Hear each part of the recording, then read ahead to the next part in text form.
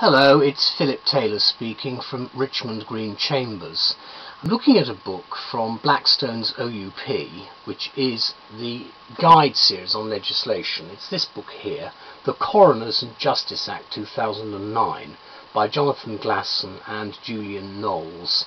You've got some detail on the back of the actual book itself. There's a useful little index right at the back.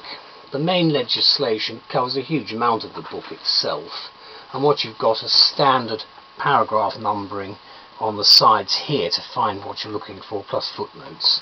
And there's a useful series of detailed statutes at the front, plus some useful comments by Mr. Justice Irwin, who I'll refer to in a moment.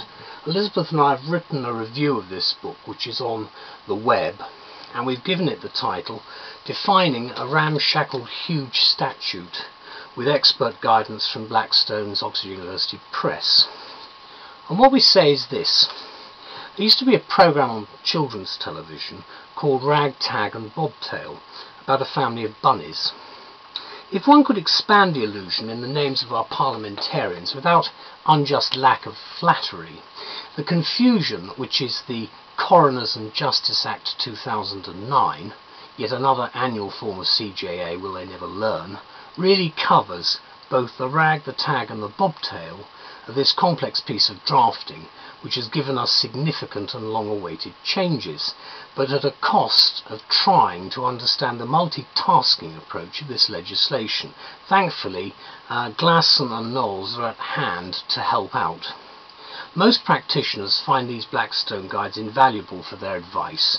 They're cost-effective and extremely helpful for us as we grapple with changes in the law as far as legislation is concerned, and we do need the expert analysis of leading lawyers to help us out in this particular area.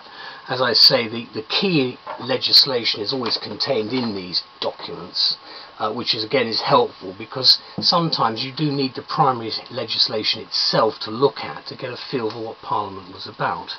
What Glasson and Knowles explain here is how the Act introduces diverse elements of law into one statute. The success of their mission lies in the expert narrative whereby they explain the scope and impact of the statute, together with its civil liberties implications, which are fairly substantial. We like the way in which the provisions are presented in a straightforward layout, which is helpful for the busy advocate as an excellent and quick reference tool, which is so well organised, and that's really what we need. Now, Mr. Justice Irwin gives us an example from his Ulster youth, the grocer's van arriving with its multitude of contents, hence the description of the Act as ramshackled and huge, although it's pointed out quite fairly that there is plenty of competition elsewhere. Irwin J. says the guide is admirably clear, but the legislation is not always so, being possibly enacted for immediate political ends. Now, the guide addresses here three concerns about the legislation: additional professional burdens, the impulse to be populist by bypassing scrutiny, and excessive rigidity and complexity of the statute itself.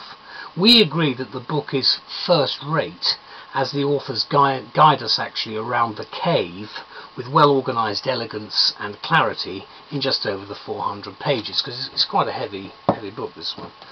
A touching and generous decision, we felt, by the authors to donate the royalties to Inquest is to be strongly admired, for the problems we all face currently fiscally are ones that are particularly difficult for those facing bereavement, when contentious death is actually in possible issue. We're convinced that further yearly intrusions into CJA matters will abound, irrespective of the party running the country in the conceivable future, but at least we've got some guidance with this rather unfortunate piece of legislation, which will assist us until we see the next round from the coalition government. So thank you to all concerned. Bye bye.